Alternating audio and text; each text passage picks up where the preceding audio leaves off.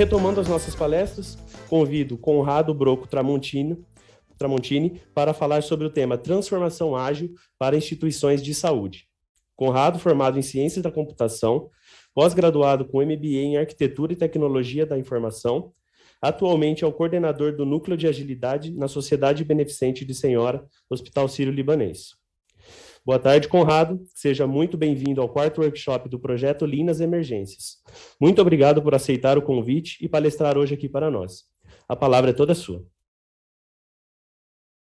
Boa tarde, Jean. Boa tarde, pessoal. É uma grande honra para mim estar aqui, poder falar um pouquinho de agilidade com vocês, né? A gente falar um pouco do que a gente está fazendo aqui no Sírio Libanês. E antes de começar a falar realmente da agilidade, eu queria trazer um pouco de um contexto, né? Acho que é importante a gente entender por que a gente está falando de ágil, né? O que é o ágil, aonde ele entra, qual o problema que ele busca endereçar aqui com a gente, né? Então, quando a gente fala de agilidade, o passador, a gente sabia que o passador podia dar um problema, ele começou com já me dá um golpe aqui. Boa. Quando a gente fala de agilidade, então, na verdade, quando a gente fala de gestão de projeto, a gente parte de um princípio em que a gente sabe gestionar projeto muito bem, que está tudo bom, o projeto funciona lindamente. E, na verdade, não é isso. Quando a gente fala de gestão de projetos, existe uma projeção ali da Harvard Business Review de que 150 bilhões aproximados são os custos de falha de projeto por ano nos Estados Unidos. A McKinsey fez uma estimativa que de 17% de projetos eles vão tão mal que eles chegam a ameaçar a existência da própria empresa. E a IBM tinha uma métrica ali de que 40% dos projetos apenas cumpriam com os 3 principais pilares, né, que era cronograma, orçamento e qualidade. Então, quando a gente está falando de gestão de projeto, e gestão de projeto de qualquer tipo, não é só projeto de tecnologia. A gente tem um conceito de que a maneira que a gente faz isso funciona, mas se a gente olha no detalhe, né, e não precisa ser nenhum detalhe tão grande assim, a gente percebe que não é realmente o que acontece. Então, somado a isso, a gente passa por um momento que é o chamado de Revolução Industrial 4.0. Né? Essa revolução começa ali em 2016, ela é um avanço do que a gente teve como a terceira revolução industrial, que era a revolução da automação, onde a gente começou a ter uma tecnologia de computadores melhor, uma busca por uma internet, né? Então, isso começa na terceira revolução industrial e hoje a gente tem uma capacidade tecnológica, inteligência artificial, a gente tem robótica, a gente tem big data, a gente tem a internet das coisas, né? O IoT que a gente fala. Tudo isso traz uma capacidade melhor para a nossa indústria, uma capacidade muito diferente. A gente viu na própria pandemia, né, a questão de medicina, de telemedicina, a maioria das empresas foram remotas, né, foram trabalhar de casa, enfim. São questões que a tecnologia hoje nos capacita. E como que isso afeta quando a gente fala de hospital, né? Acho que a gente vai ter uma conversa até na sequência ali falando bastante sobre isso, mas vem o chamado Hospital 4.0. Então, a indústria 4.0, ela viabiliza aquilo que é o Hospital 4.0. Nesse hospital, o que são domínios digital, físico e biológico, eles se conectam. Então, a gente pode falar do digital e do biológico, por exemplo, né? São os smartwatches, né? Os aparelhos vestíveis, eles conseguem capturar e processar informação da nossa pulsação, a capacidade da nossa frequência cardíaca, até a nossa pressão. Hoje, esses dispositivos conseguem apurar e levar para um ambiente digital. Então, esse seria, por exemplo, uma intersecção ali entre o domínio digital e o biológico. Eu tenho uma questão também entre o digital e o físico. Com a internet das coisas, por exemplo, eu posso ter um carrinho, e eu sempre me confundo se é o carrinho de BiPAP, o carrinho do CPAP, acredito eu que seja o carrinho do BiPAP, mas o carrinho de BiPAP é um equipamento dentro de um hospital que ele acaba sendo movimentado, e às vezes você não tem informação exata de aonde está aquele carrinho. A gente pode ter um sistema de internet, né, um Wi-Fi dentro de um hospital, que consegue capturar em qual localização daquele carrinho dentro da instituição e manter isso atualizado. Então, isso seria a junção ali do digital e do físico. E eu posso ter a conexão dos três. Eu posso, através de informações digitais, daquilo que for capturado por sensores biológicos e eu prover, por exemplo, um cuidado mais personalizado, né? Então, o Hospital 4.0, ele fala dessa intersecção. O paciente passa a ser totalmente o dono da sua informação e o principal responsável pelo seu cuidado, né?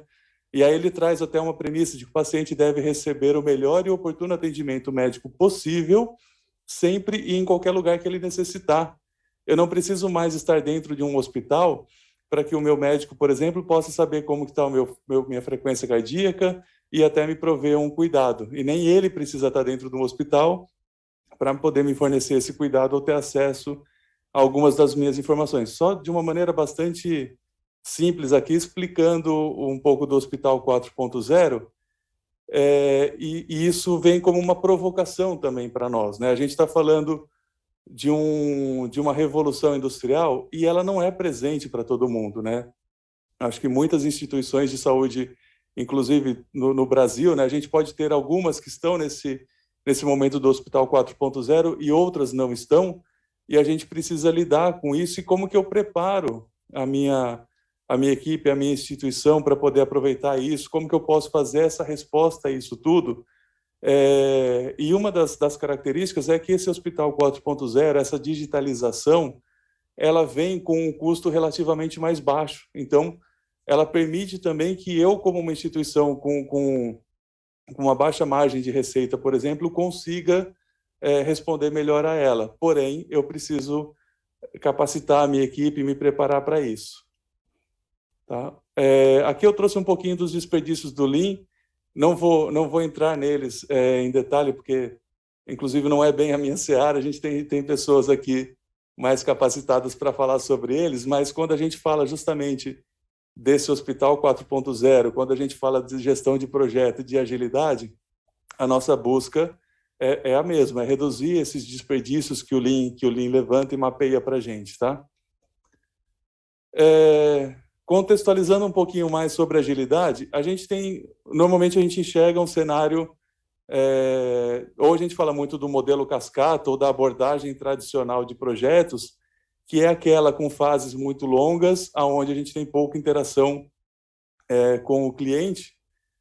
E quando se fala de agilidade, a gente normalmente coloca um como uma antítese do outro, né? E não precisa ser necessariamente assim. A gente tem que entender que existem contextos diferentes. Existem casos onde o modelo que a gente chama de cascata funciona muito bem. Ele é um modelo muito mais preditivo, né? Eu consigo ter uma capacidade de planejamento melhor, eu consigo antecipar o que precisa ser executado, e ele demanda ele provê, né, na verdade, uma menor capacidade de adaptação. Em cenários desse tipo, o cascata funciona muito bem. Em cenários onde eu preciso de um contexto mais adaptativo, onde a minha capacidade de adaptar as mudanças e aprendizado precisa ser melhor, mas eu tenho menos capacidade de prever o futuro. Um exemplo que a gente pode colocar, responder à pandemia, foi uma questão que a gente viu recentemente. A gente não sabia exatamente o que a gente teria pela frente, né? Então, nesse caso, a abordagem, os métodos ágeis funcionam melhor. A mesma coisa quando a gente precisa desenvolver algum projeto com uma complexidade maior, o método ágil funciona melhor para a gente.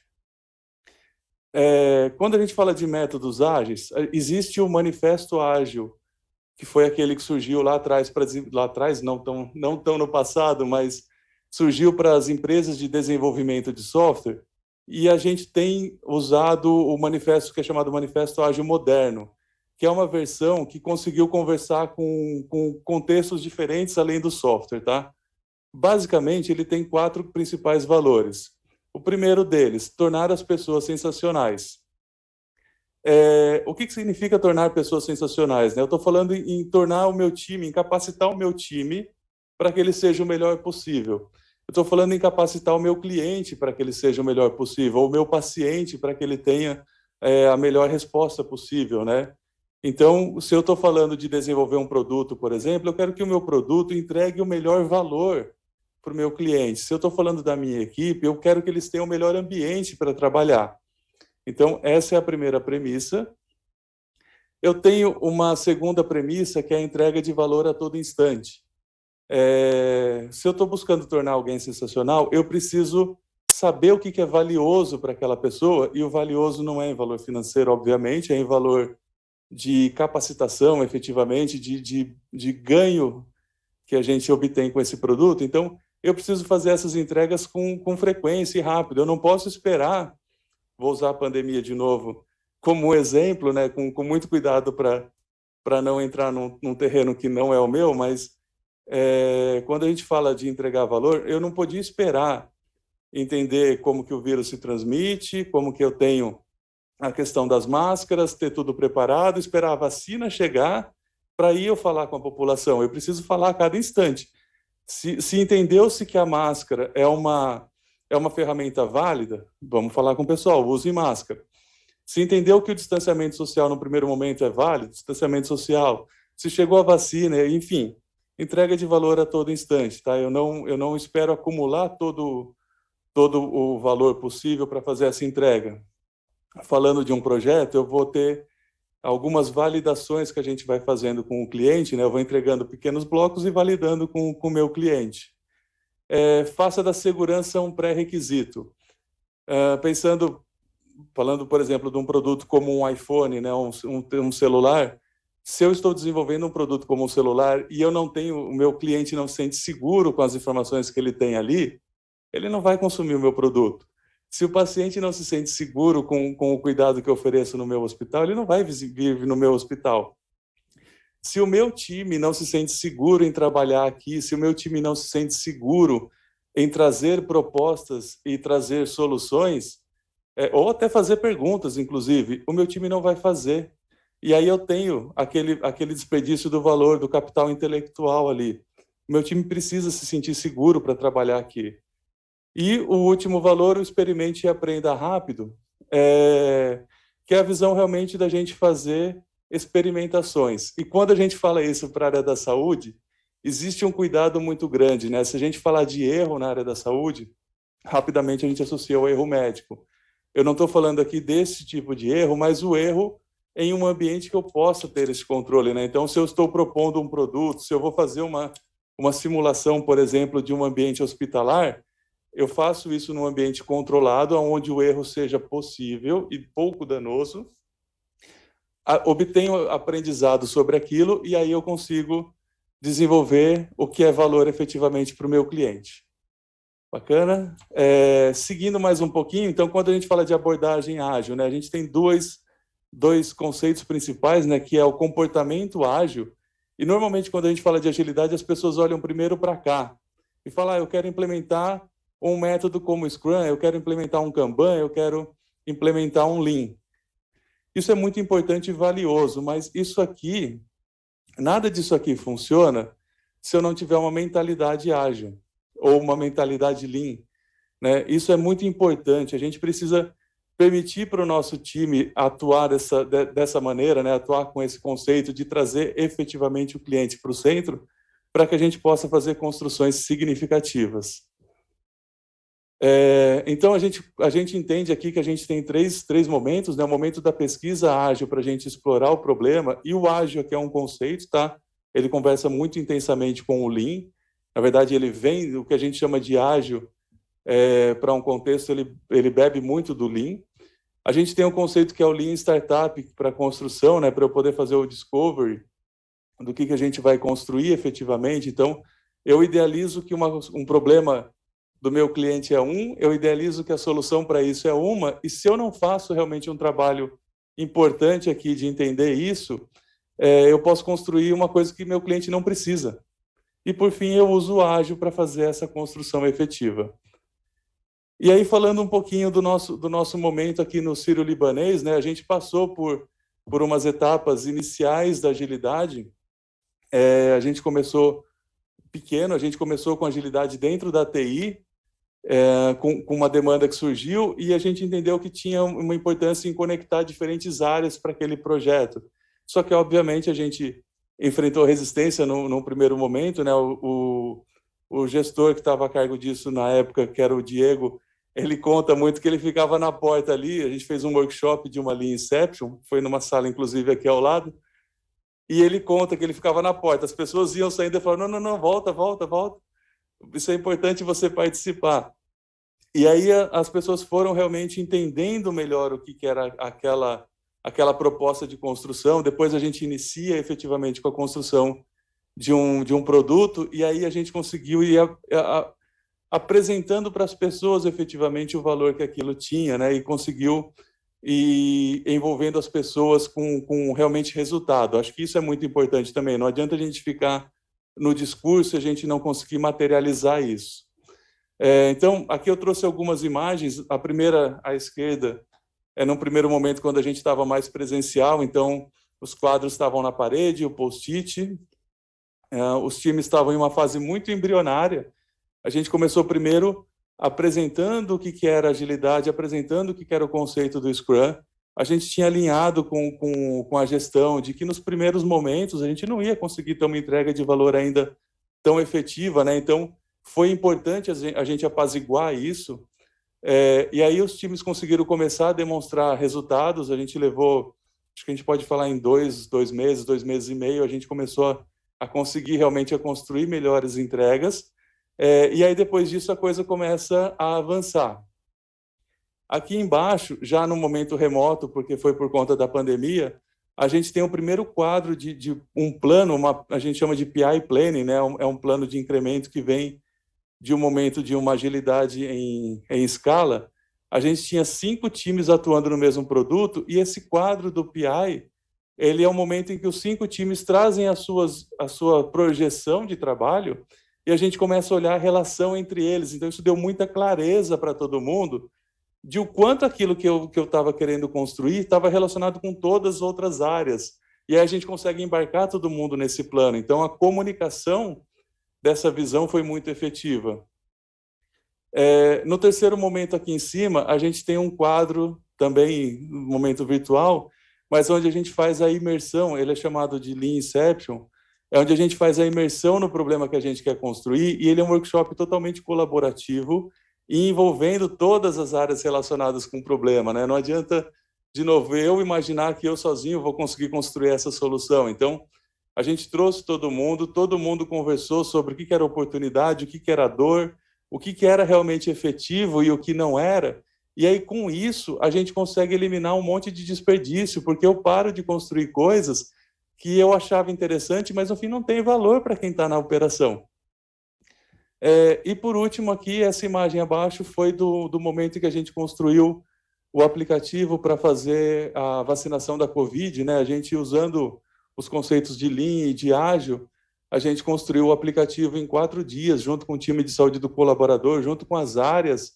Foi muito importante a gente estar junto com o pessoal que seria primeiro vacinado, né? As áreas Covid, o PA, o TI, e a gente muito próximo ali conseguiu entender como que seria o ideal para fazer isso.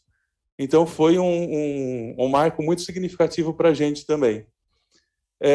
Contando, acho que abri um pouco mais para perguntas caso haja, né? Mas contando um pouquinho da nossa trajetória aqui, essa tem sido a nossa jornada do ágil. Uma coisa que eu queria deixar sempre muito transparente, né? Não é uma jornada lisa, não é uma coisa que você começa e vai sair lindo e perfeito do outro lado. A gente precisou sempre apaziguar muito, que a gente teria etapas de desenvolvimento, ganho de maturidade, momentos de desenvolvimento, inclusive do time, momentos em que a gente ainda não ia conseguir materializar entregas efetivas, mas quando isso tudo engrenou efetivamente, né, quando os times começam a caminhar, a gente conseguiu obter resultados muito importantes, assim, eliminando realmente o que era ali desperdício nesses desenvolvimentos. E a outra coisa é que a gente precisa muito realmente ter a instituição com uma mentalidade de agilidade, né? A gente fala aqui na instituição, para a gente, essa jornada começou há 100 anos atrás, quando a cultura da instituição foi se formando como uma cultura muito colaborativa. Tá? E não precisa, você fala, Conrado, eu não tenho 100 anos, e agora, o que eu faço? Espero os próximos 100? Não. Você precisa, na verdade, fomentar essa cultura colaborativa. E aí sim a gente consegue ter com os times esse desenvolvimento. Bacana? Como estamos? Temos perguntas? Muito obrigado, Conrado, pela excelente palestra. E para repassar as perguntas levantadas no chat, eu convido o Vinícius Renaud de Paula, mestre em Engenharia de Produção e especialista de processos do projeto Lean nas Emergências. Boa tarde, Vinícius. Seja muito bem-vindo ao evento. Agora a palavra é com vocês.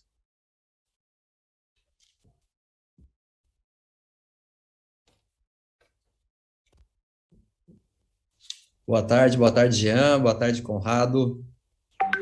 Agradeço primeiramente a oportunidade de estar conversando especialmente sobre esse tema, que é um tema tão relevante nesses nossos dias atuais, a gente está numa era de muita informação, de muita transformação, e certamente falar de transformação digital nos hospitais, falar de transformação ágil nos hospitais, é um tema que vem a calhar muito, especialmente para todos que estão nos assistindo aí, que já puderam participar ou estão participando de uma transformação, no caso nosso, na transformação Lean dentro dos hospitais.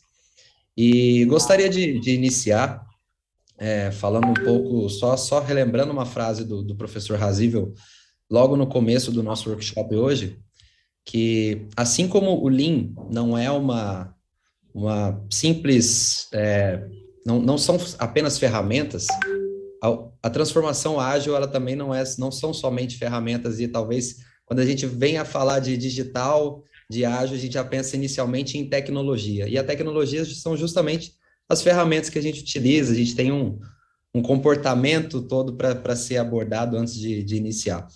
E nesse contexto, Conrado, eu queria te tirar uma dúvida contigo, saber na sua opinião, em termos de comportamentos para se implementar uma transformação ágil, uma transformação digital dentro do hospital, e aí você pode até trazer para nós, assim, um pouco da dificuldade que você teve em relação à transformação dentro da nossa própria instituição. Qual é o primeiro passo? Quais são os principais comportamentos que a gente tem que se atentar, que a gente tem que tomar, a gente tem que pensar em ter antes de iniciar essa transformação? E também já aproveitando, qual a principal barreira, qual os principais problemas que você encontrou nessa nossa transformação? Boa. Vou falar de comportamento, e eu vou fazer um paralelo entre a instituição aqui, uma instituição da saúde, e instituições de outras áreas. Eu acho que um comportamento que colaborou para a gente aqui, que eu já vi isso como dificuldade em outras instituições, é uma dificuldade em entender o fator humano envolvido, né? Às vezes a gente está tão focado em um tipo de resultado e em uma busca de uma grande tecnologia, né? Acho que tem uma questão, às vezes a gente procura soluções que sejam mágicas e grandiosas, né? E quando eu estou buscando uma coisa desse tipo, eu esqueço algumas questões que são muito básicas para a gente poder colaborar e trabalhar junto, né? Nós estamos falando de pessoas trabalhando com pessoas para pessoas. E o comportamento, acho que principal é a questão da comunicação. A gente precisa ter, e eu gosto, acho que vou usar o Scrum como uma referência. O Scrum ele traz alguns valores, mas isso está também nos pilares ali do Lean, que é a questão de você ter transparência e a questão de você ter coragem para você poder se manifestar e trazer pontos que sejam problemáticos. Eu acho que isso é importante. Uma outra questão do comportamento, eu preciso ter uma visão ativa, né? O que a gente fala que é a visão, a dor do dono, né?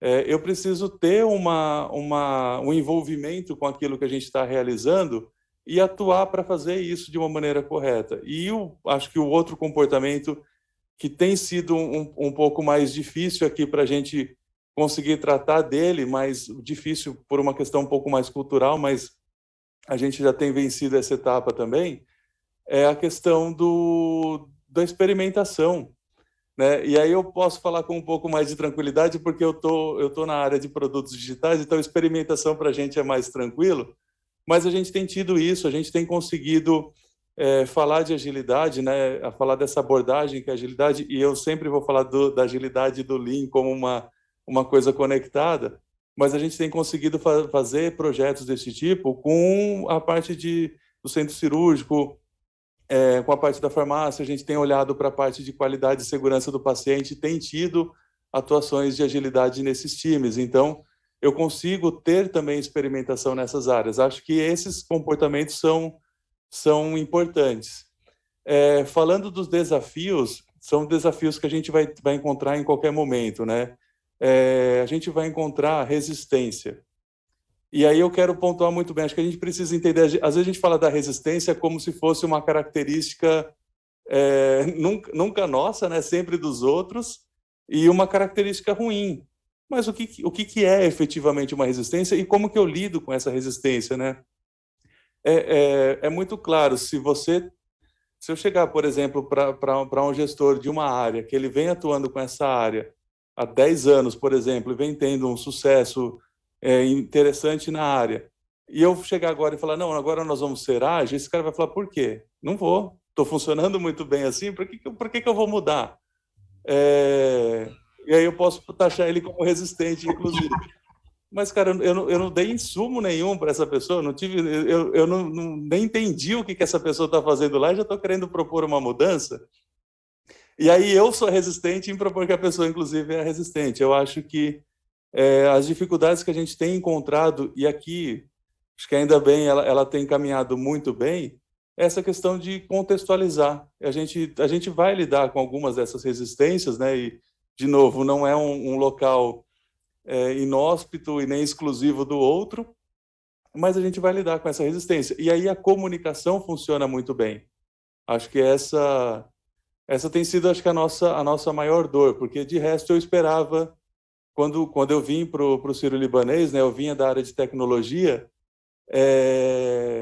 eu esperava um ambiente semelhante quando a gente fala de algumas questões, e eu encontrei uma acolhida muito maior ao que a gente fala de agilidade. Acho que as instituições de saúde, ela já têm a agilidade envolvida no dia a dia, numa equipe multi, numa passagem de plantão, numa entrega de valor. Eu acho que isso só não está, talvez,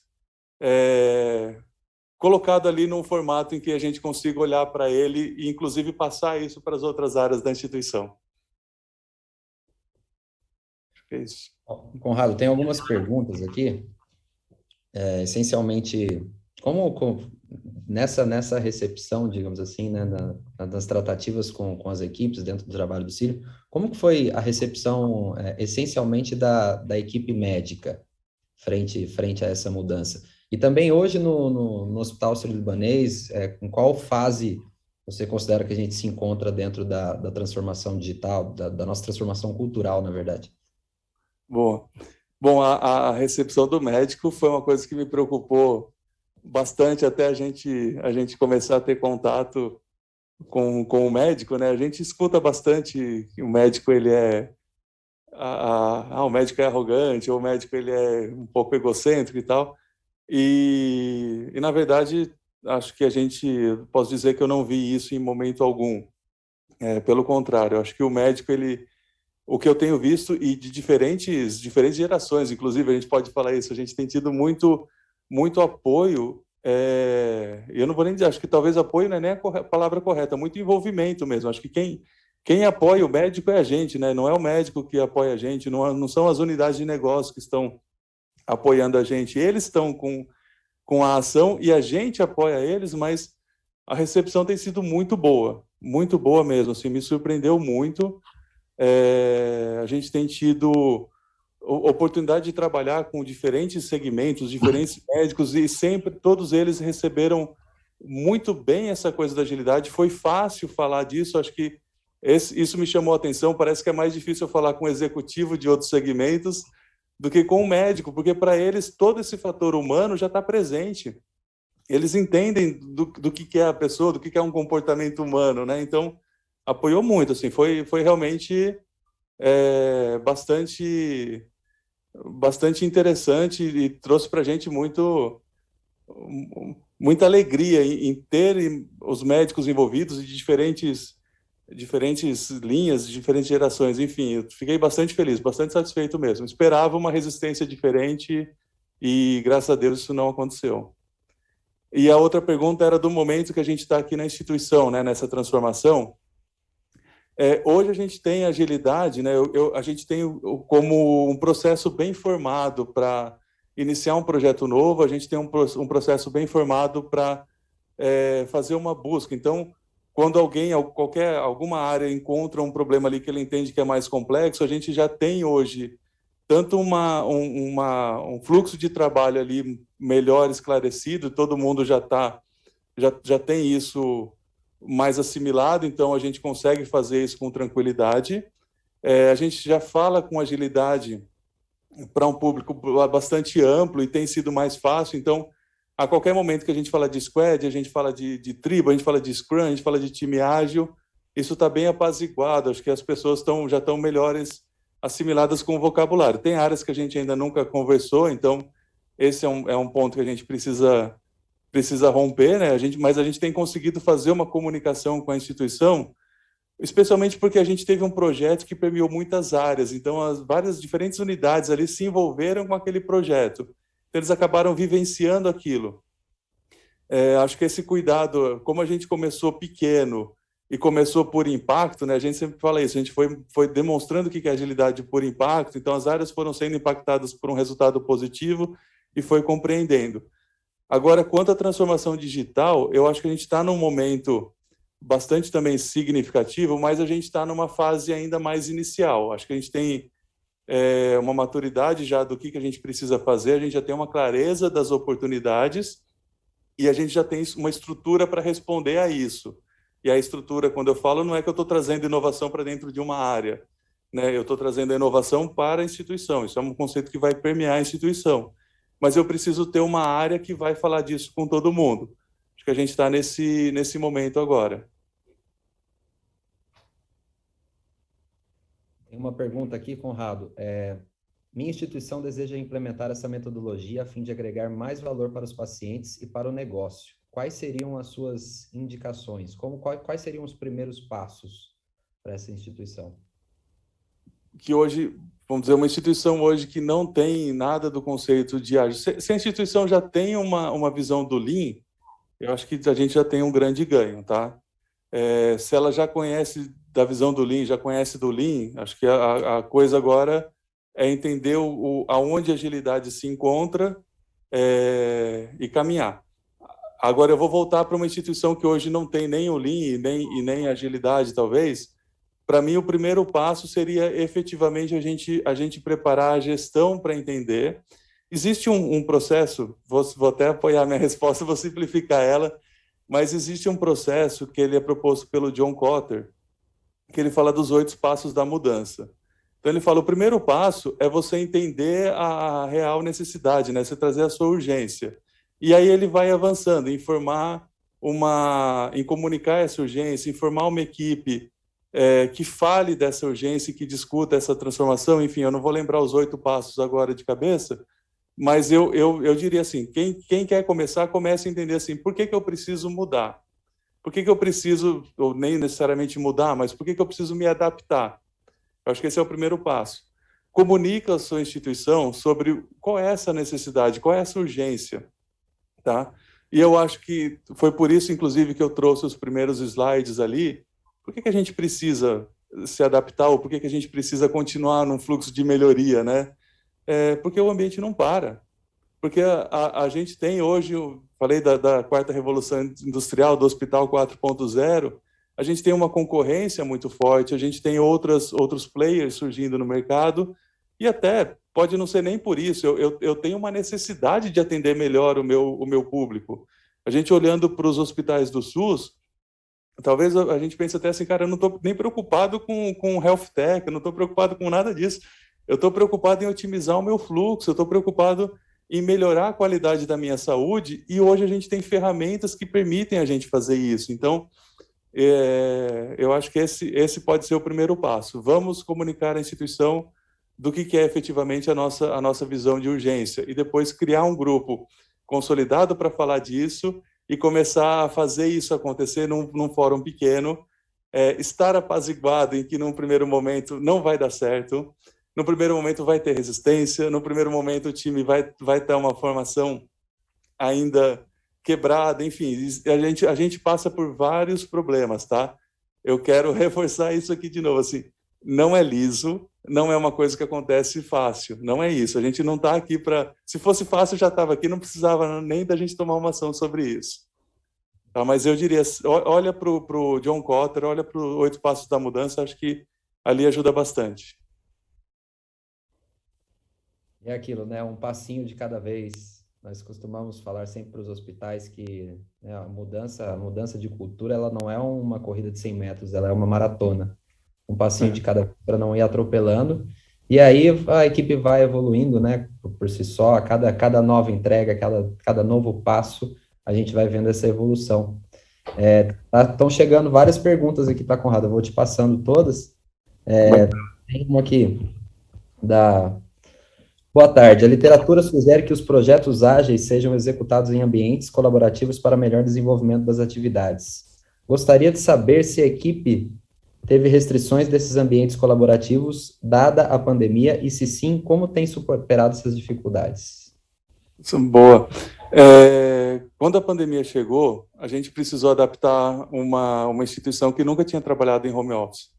A gente nunca teve gente que tinha trabalhado em home office aqui, ou pelo menos não na sua maioria. E me incomodou, porque eu particularmente, apesar de eu ter uma grande bagagem em tecnologia, eu não via uma condição da gente poder atuar no remoto muito satisfatória. Eu sempre senti muita falta da gente poder levantar e falar com a pessoa da mesa do lado e conseguir resolver o problema, né? Isso, sem dúvida nenhuma, isso é uma realidade. E aí, quando a pandemia chegou, a gente precisou sair de um time que estava começando a entender o que era o Scrum, com post-it na parede, e passar para uma ferramenta virtual.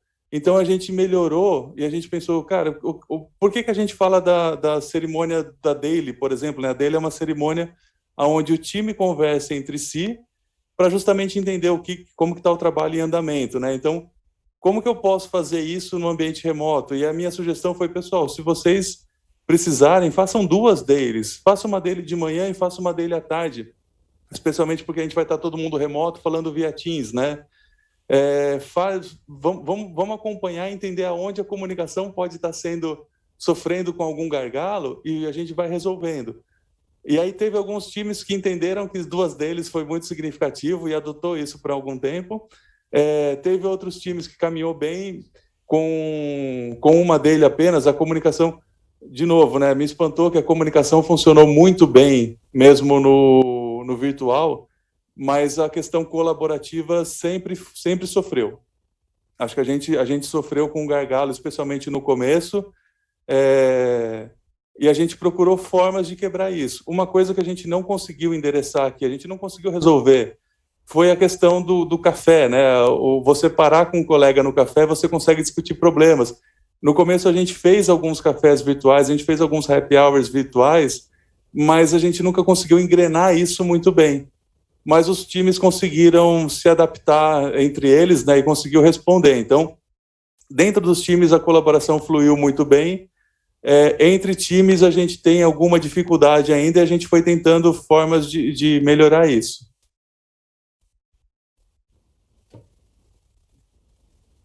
Conrado, queria agradecer a sua participação, agradecer também a toda a equipe da organização pela oportunidade de a gente estar conversando aqui sobre transformação ágil. Aproveitar para mandar um grande abraço lá para a Squad Beta, que é quem está cuidando da transformação ágil no compromisso social, na nossa área de compromisso social. Cristiano, Maria, que tem sido um desafio bem interessante nesses últimos meses. E queria agradecer novamente a sua participação. Depois tem algumas outras perguntas que a gente vai te mandar aí e devolver para o pessoal também. Mas muito obrigado. Maravilha, obrigado. Eu que agradeço imensamente aqui a oportunidade. Por favor, me encaminhe assim que eu quero responder todas. Obrigado. Conrado, muito obrigado pela palestra e pelas dúvidas tiradas. Vinícius, obrigado por nos ajudar com as perguntas levantadas no chat.